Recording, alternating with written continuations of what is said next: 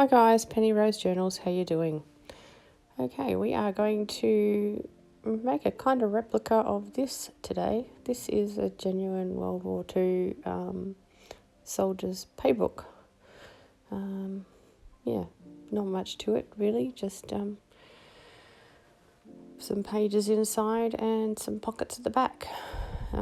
This particular little book is actually made out of, I'm not even quite sure what it is, some sort of fabric that's been treated with maybe a glue or something. It's quite flexible, but it's definitely not leather. I can see it's fraying at the edges, so yeah, it's not fabric-like, but it's not leather either, so yeah, I'm not sure quite what's going on there. So I am just going to make a blank book that looks a bit like this, and I am going to try and replicate the pockets at the back.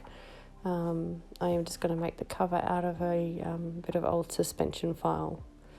I may revisit this at some stage, and try a fabric cover, but right at the moment I don't have anything that I can sort of think of in my stash that would sort of replicate this particular cover very well, so I'm just going to use a piece of card. But anyway, yeah, there's a couple of little pockets in the back. I'm going to try and replicate those. I have not made a prototype, so I'm just sort of following my nose as I go. I do put some fabric around the spine right at the beginning. Probably did not need to do that step. It was better done after I had put the lining in. But anyway, I do that as well, so the spine on mine is quite sturdy. But yeah, anyway, you'll see as we go, and I'll explain what I maybe didn't need to do as we go.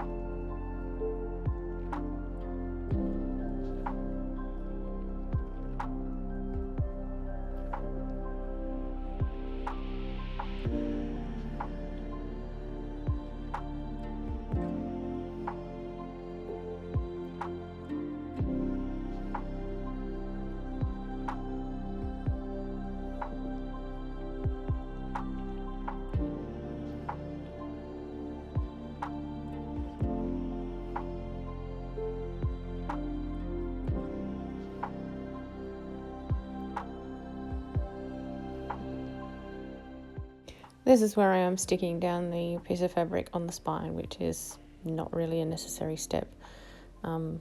It does make my spine very sturdy, but it's bulkier than it needs to be.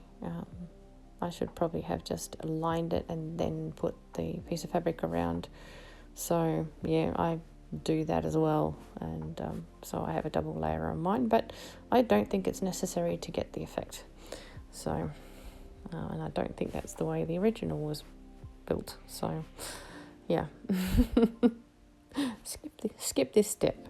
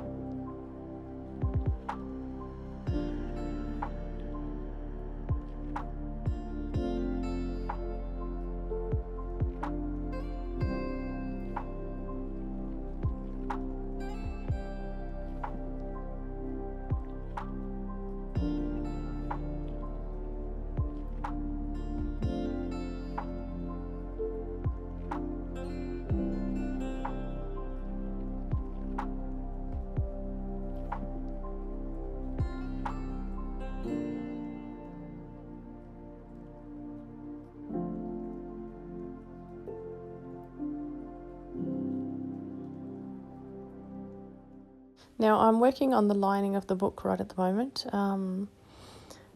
As it turns out, I should have left this piece of paper longer so I could fold the pocket over, but you'll see, I'll explain as I go. I'm also going to use this paper for the pages of the journal. It's sort of slightly sturdier than regular paper. I just think it'll be good for the pages.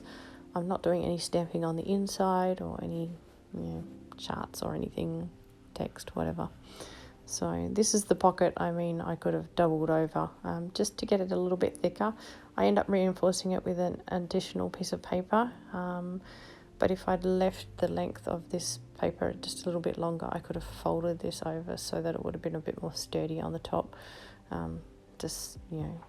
Where you're putting things in and out all the time. So I did get around that, but yeah, you could just make your piece of paper just that bit longer and fold it over, and you wouldn't have to go through that extra step. I did consider using the file folder here as my secondary pocket, but I decided instead that I was going to use some of the page pocket, but I was just going to fold it in half, which is how I came to the conclusion that I should have done that with the first pocket as well. But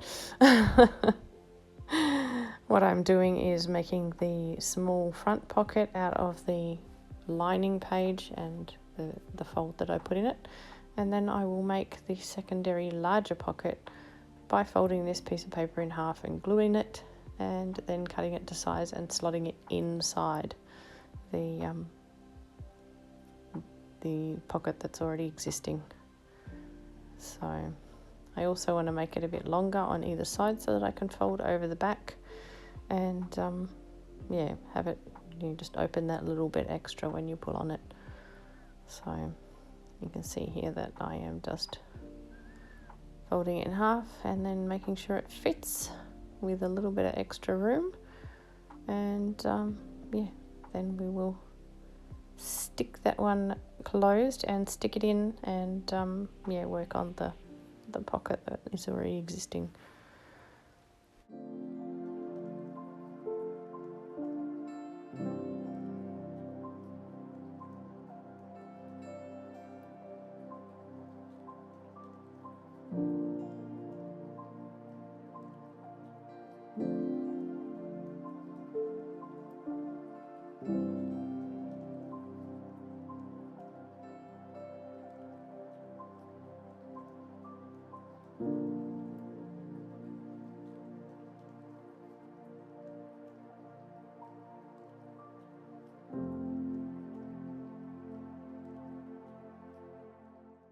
I'm just gluing either side of this pocket. There's no need to glue along the bottom. It's shoved inside another pocket, so and nothing is going to fall out of the bottom of it.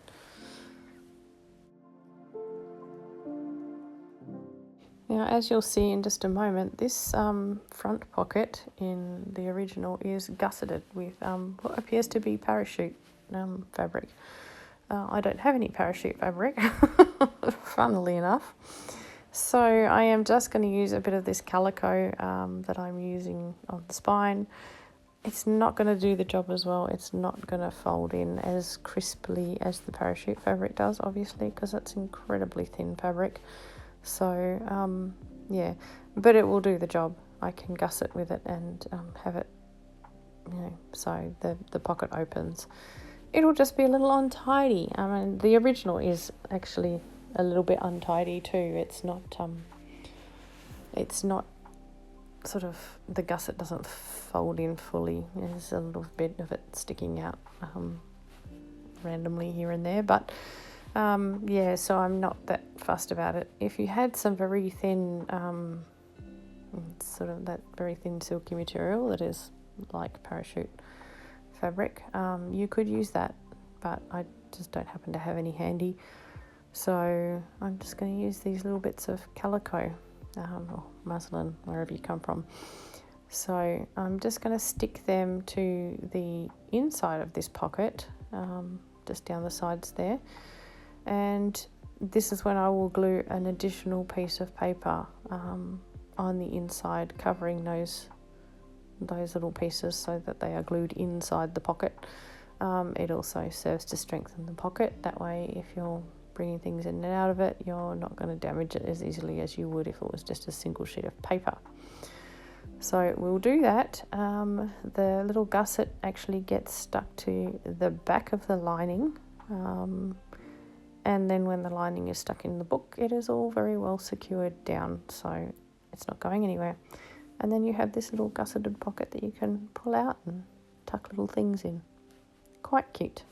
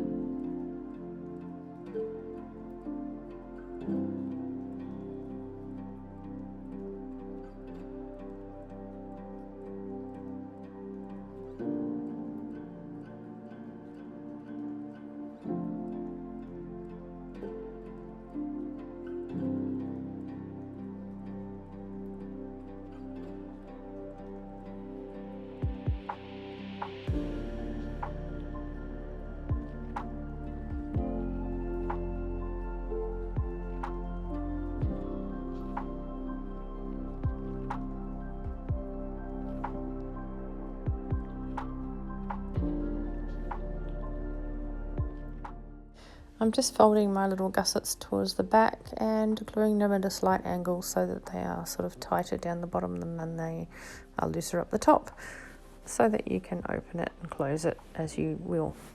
Yeah, once this is done, we'll basically just glue it into the cover and we have our little lining sorted out. I would have liked to have clipped the corners of this before I put in the lining, but I really couldn't, so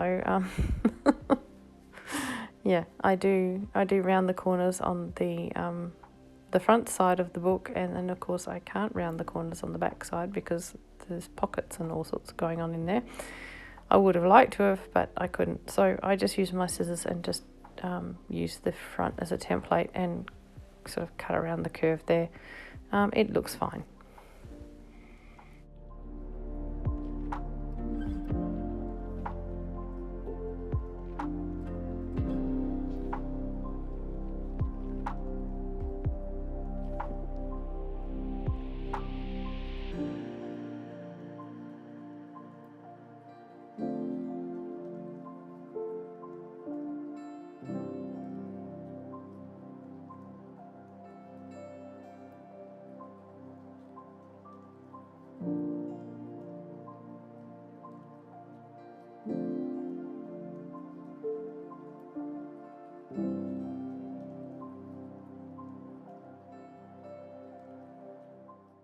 Right, so there's our little lining in, and we will round our corners eventually. This is where the step to put the fabric around the spine would normally be done, and I will do it very presently. yes, you didn't need to put that first lining of fabric around the spine. It's now that needs to be done before you put your signatures in, but after you've put the lining in. So, yeah, anyway, it's a learning curve.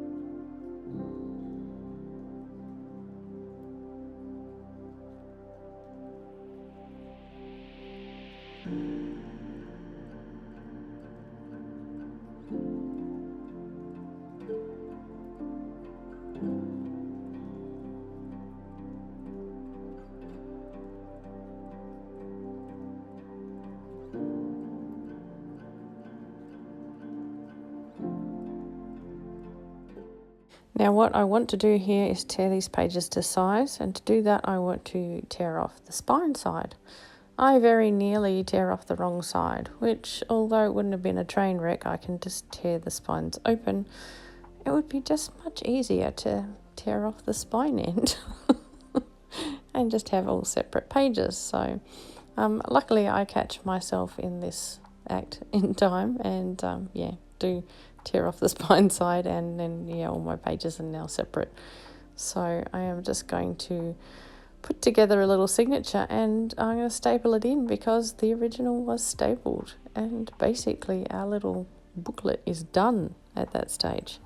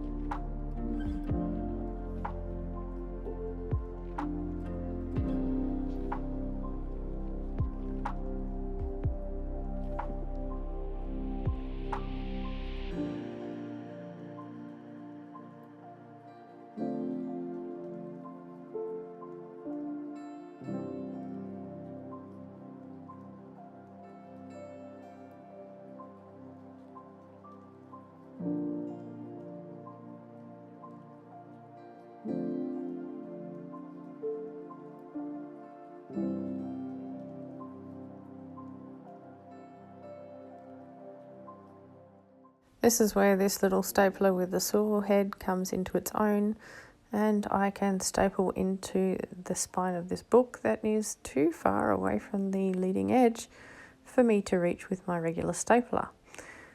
So yeah, instead of having to pull my stapler in half and staple into something soft, I can just swivel it and do this, which is just brilliant.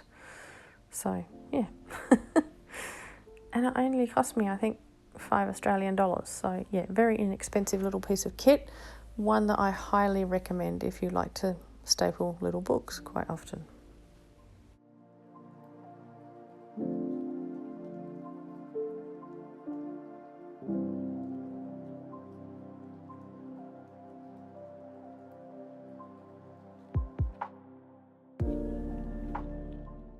These are some of the little bits of ephemera we created the other day out of packaging. Just thought I'd tuck a few of those in the pockets because, well, there's pockets, they need something in them. And yeah, then I will get on. I'm going to ink this, but I'm also going to put some stamps on the front of it as well, just to jazz it up that little bit. You could go as far as you like with this. You could stamp on the inside. You could be much more elaborate with your stamping on the outside. I'm just doing something very basic here, just so that you get the idea of what it could look like.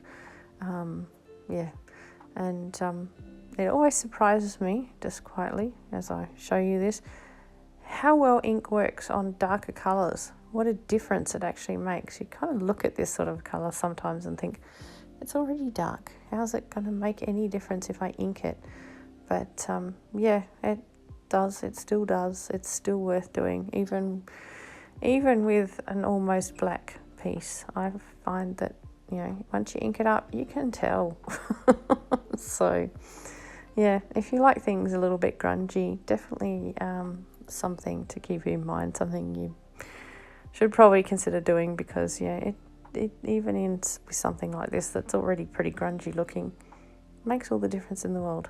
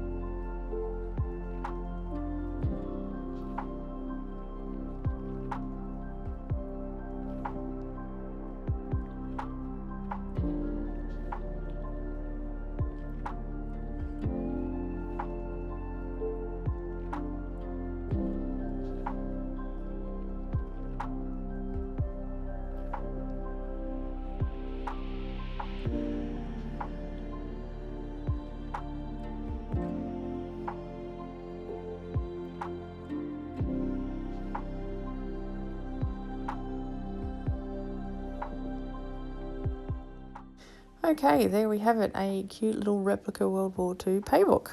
Yeah, like I say, you could get as elaborate as you like, but I'm just keeping it very simple, and yeah, I really like the effect. I think it's really a cute little book.